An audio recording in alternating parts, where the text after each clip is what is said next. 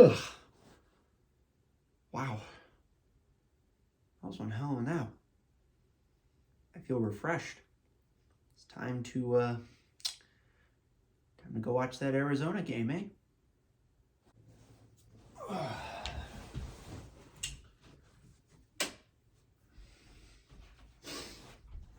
right, here we go. All right, wait a second. Something's not right. January 20th? Well, I guess I'm back. I didn't expect to take as long of a break from recording as I did. I thought it would just be, a couple of days, maybe a week or two, just, go on vacation, which obviously turned into nearly 2 months of not reacting to a single Golden Knights game. Now, obviously I watched them, don't get me wrong, and the outcome of the games had nothing to do with my lack of motivation to, react to them. I mean, you go back to, around November when they stopped. The reason I stopped was I had to write a dissertation, and that took a lot of my time. And, I guess this kind of peers into the life of me, the talking head of hockey for all things Golden Knights. I'm a college senior, and I had to write my dissertation to graduate, to finish my major, and I had to try and get into grad school. And so I'm not saying that this isn't important, because this is a great deal of fun for me, but that really occupied the back half of my November into December until, my semester ended. And ultimately, with the semester ending, came a couple of, vacation plans. I went to Florida with my family. I played in a golf tournament with my dad, which was a great deal of fun. And while a lot of my, de facto responsibilities to you as the viewer kind of took a backseat at that time, it was definitely a fair trade.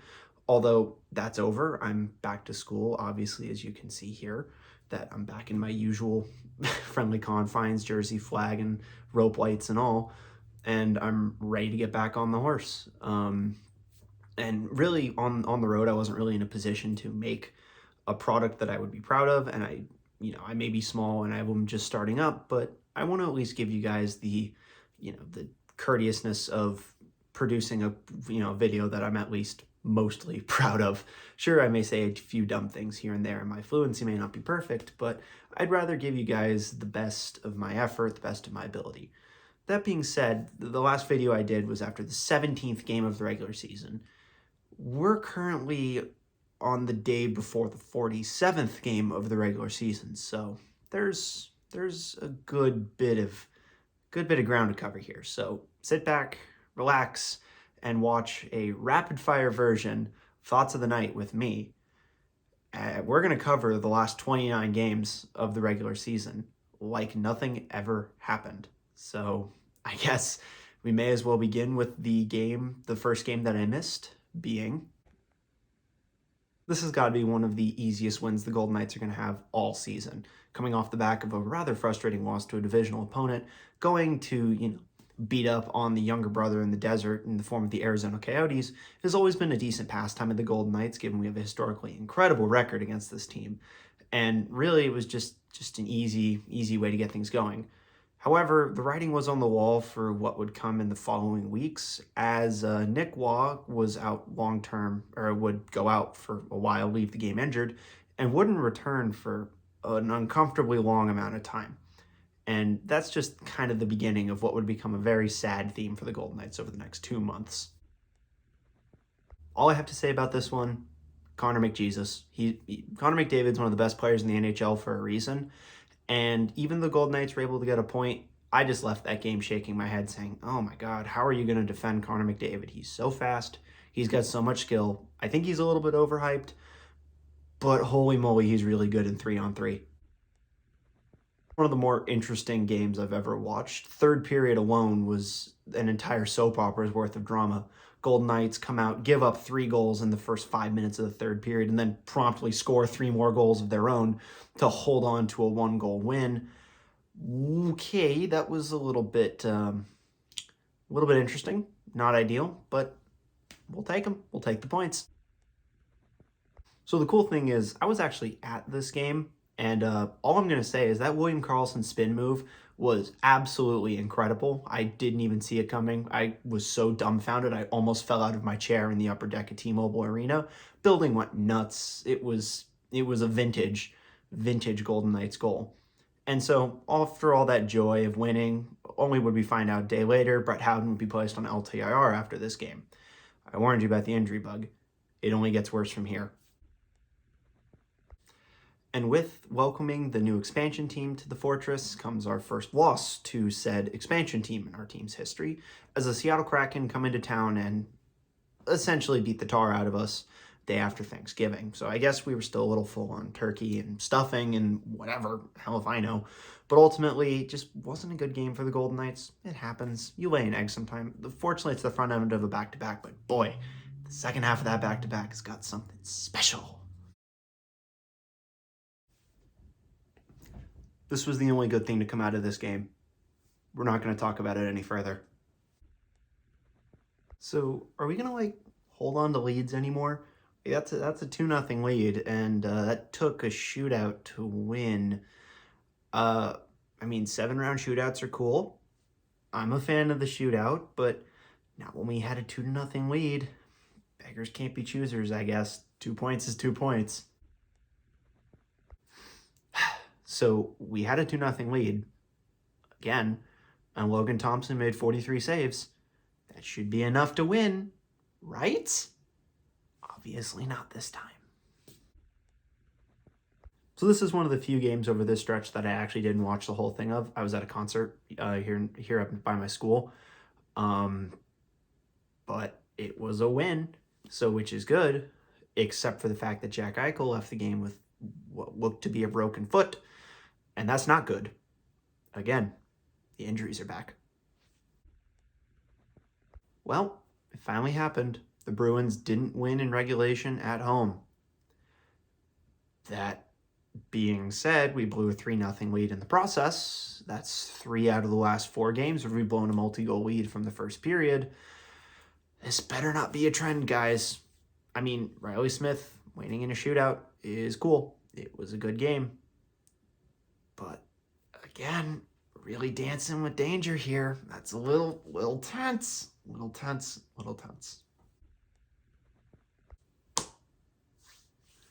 That's 4 goals against in a third period. That started 1-1. Guys, what was that? Well, Marchie got the OT winner, which is exciting, and it would have never gone to overtime if Hill played the puck behind the net the right way, and it's against the Flyers, but hey, 2 points is 2 points.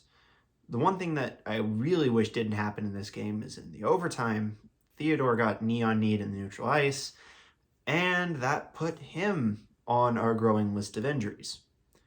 The only good thing to come out of this game, aside from the 2 points, is it was our first win in these beauties. It only took 2 tries.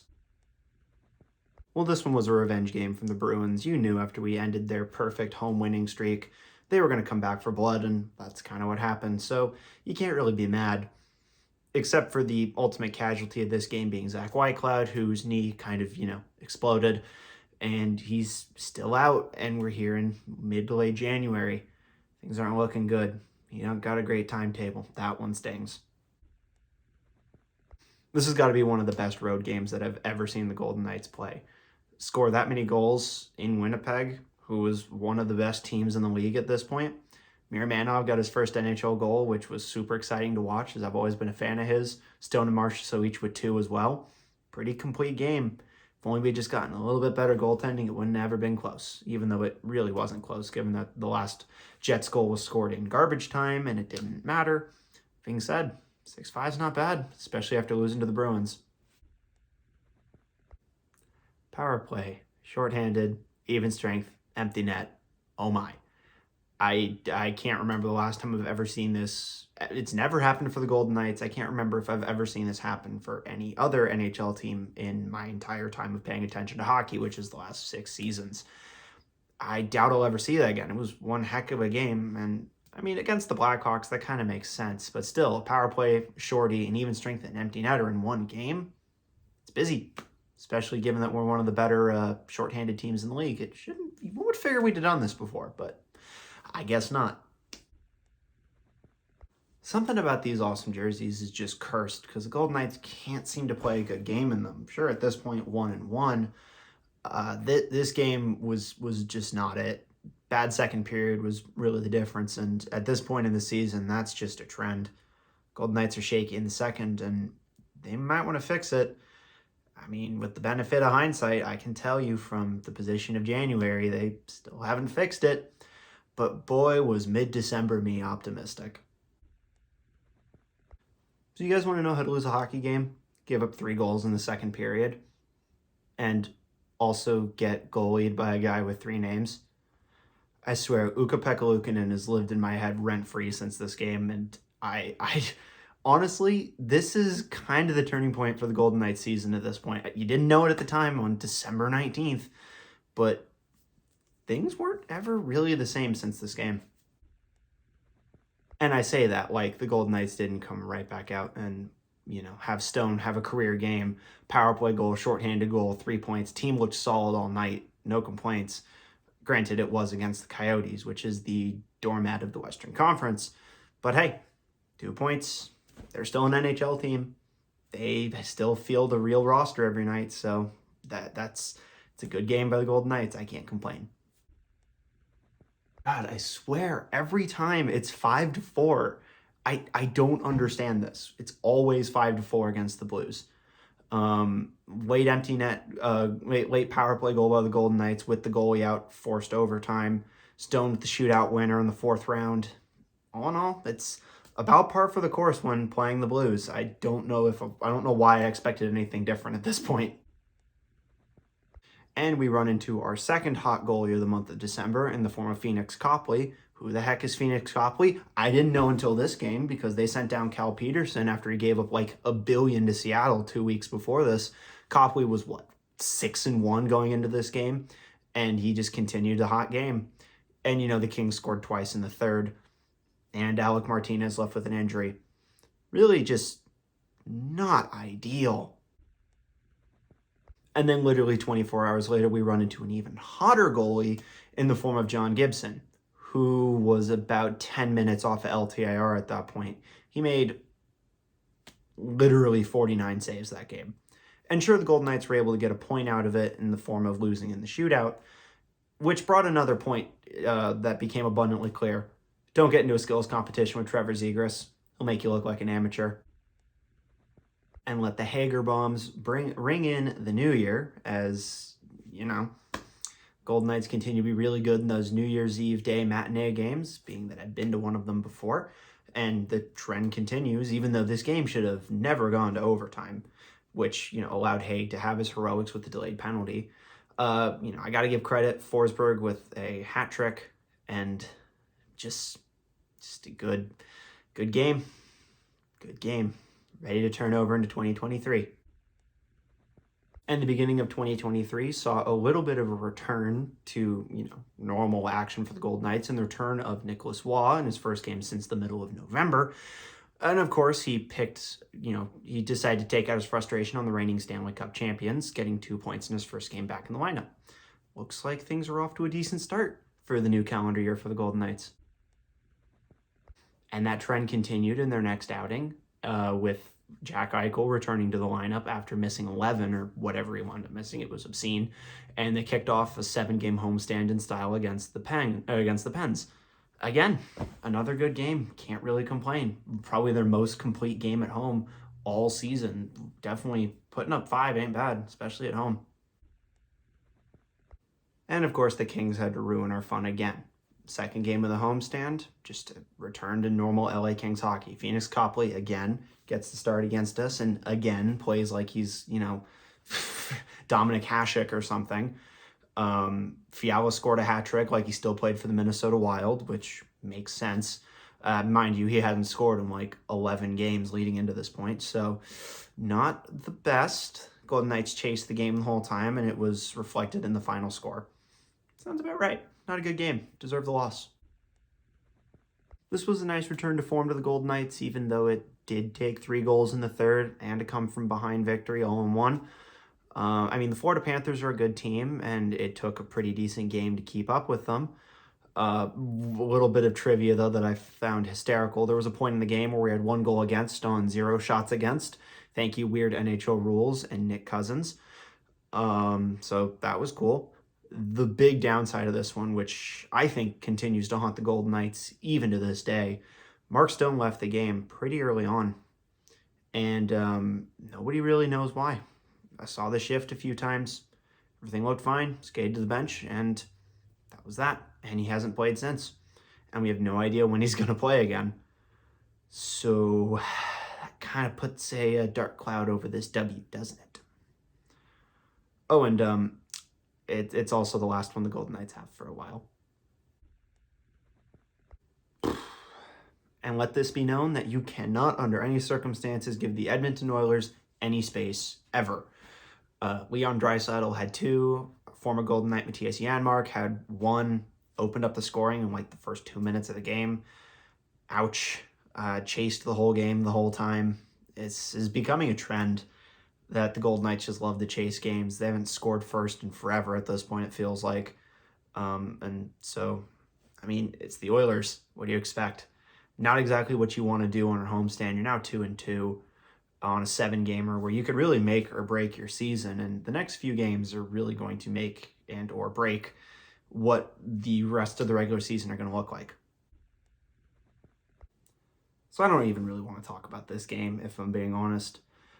The only good thing to come out of this hockey game was the fact that I picked this game, of all games, to forget to register myself for the Sin Bin Vegas Pizza Points contest. That's about the only good thing to come out of this one. A real canary in the coal mine for the Golden Knights. Not even posing really any threat to Jake Ottinger, and giving up a goal to Suter. I don't think Suter has scored since the Mesozoic era, and yet here he was lighting the lamps against the team that was leading the Pacific Division. And need I remind you, this was a game for first place in the Western Conference. And to lay an egg like that at home at this point in the season is scary if you're a Golden Knights fan like myself. We chased this game too, and then gave up 2 in the second, and that put it out of reach. Too little, too late. Chase the game. We've given up the first goal at this point in 9 of the last 10. Now, this game was last night, so it's still fresh in my memory, and just yikes. That's 2-4 with 1 game on the homestand left. That's not where I thought we were going to be when this homestand started back 2 weeks ago. So, just to recap, because that's a lot to take in all at once. I know it was 29 games that I had to make up for in about half an hour. And again, I shouldn't be taking any breaks like this again anytime soon. So, over the amount of time that we missed together, the Golden Knights were 15, 12, and 2. Turns out to 32 points. That's not bad. But they were a heck of a lot better in the first 17 games as opposed to the next 29. But that's kind of beside the point. You're going to go through the dog days. The real concerning thing is that in the last 5 games, the Golden Knights have led for a combined 2 minutes, which is kind of sad. We're the second worst team at home in terms of goals for per game. The only team that's worse than us is Anaheim, and they're pushing to be the worst team since, ever. We're 500 the Fortress, which is really concerning given how good we have been historically at home. The injury bug is back. It's swallowed a lot of our team throughout the season. Like we call up players, we're missing an entire pair in the form of Zach Whitecloud and Shea Theodore, who are both out for the long term. No idea when Whitecloud's going to be back. Theodore just started skating like yesterday along with Brett Howden, so they might be back sometime in the next 2 weeks, but it's really hard to tell. Every publication I've seen has them both coming back sometime in the next week and a half. And really, knowing our luck, I'll believe it when I see it. The real elephant in the room, and it really kind of shows in the way the Golden Knights are playing. I think Mark Stone's done for the season. The team doesn't lay eggs like that back-to-back games in a row and doesn't do it for a reason, or they don't do it for no reason. it makes me believe that the team is leading us in a different direction, knowing that he's going to be out for a lot longer than we do. This is kind of what happened last year when Max Pacioretty went out for a long time, Alec Martinez went out for a long time, Mark Stone went out for a long time, and the injury situation we had last year. And I really hope that isn't what's happening, but I can't shake this feeling that it is what's happening. The offense has been a mess. The defense has been a mess. The goaltending, despite being as good as it was at the start of the year, is also a little bit of a mess, which is kind of sad because I'm a huge Logan Thompson fan, and I hate to see him struggle because I still hold hope that he may win the Calder, but that ship may have sailed already with his last few starts. But I'm going to try and remain optimistic. The real concerning thing is the way that Bruce Cassidy is handling all of this. He's not happy. The team isn't happy. No one is scoring. Everything is on fire. Everything is bad. Well, I mean, it's the middle of the season. We're coming up on the All-Star break. Logan Thompson's an All-Star, which is awesome. I wish I had noted that in my rundown whenever, that note was announced, but he hasn't won since being named an All-Star. Sure, pressure. I wouldn't know. I never was an All-Star in anything in terms of playing hockey, so I wouldn't know what that pressure is like. And I can't imagine being the first rookie to go to the All-Star game since John Gibson. It comes with its own bit of fanfare, and I'll be excited to see him in South Florida, but dang, the Golden Knights are kind of lost right now, kind of in the weeds, playing 500 hockey since the middle of November. Sure, they'll probably be okay, but with the LA Kings being really good recently, the Seattle Kraken recently winning 8 games in a row and only being about between 8 and 10 points up on 9th place in the form of the Colorado Avalanche, they might want to right the ship or else we'll fall down just like last year, and I do not want to see that again, especially with a team this talented. Jack Eichel deserves to play playoff hockey this year, and I'll be damned if we don't get there this time around. So, in essence, for my 3 total viewers and basically anybody who sees this, I'm back, and I'm going to stick around this time through thick and thin. I got nothing between here and the end of the season. It's going to stop me from producing reactions to every single game and everything that's going to happen. We've got the All-Star break coming up, got the trade deadline coming up a little bit after that, and heck, I got some plans for the trade deadline if we do anything. Believe me, you guys aren't even ready for this. It's going to be a great day here on the channel. So I've got a lot of things planned out, thinking of making a second channel or like a second playlist here to show a few things that go on behind the scenes, pick up where I left off with a couple of other projects I've had in my head, and ultimately just kind of get back to normal. I've missed doing this. I've kind of missed sitting down in front of my camera and rambling for a while, and so it was nice to just go manic, type up a script real quick of the last 29 games and throw it all together for you guys to enjoy. That being said, this is going to be a trend again. I'm back. I'm ready to do this. Let's go. If you enjoyed this video, like it, share it with all your friends, comment down below if you missed me, which will be like one person, I bet. Just subscribe if you want to see more of this. I am back on my normal upload schedule, which will be the day after every game, unless it's a noon game. Then I might branch out and do stuff day of, but we'll see. A lot of things to happen back into the season, a lot of exciting things, and maybe even some playoffs. And I can't wait to take you guys along for the ride with me. So I'll catch you guys in the next one. Thanks for watching.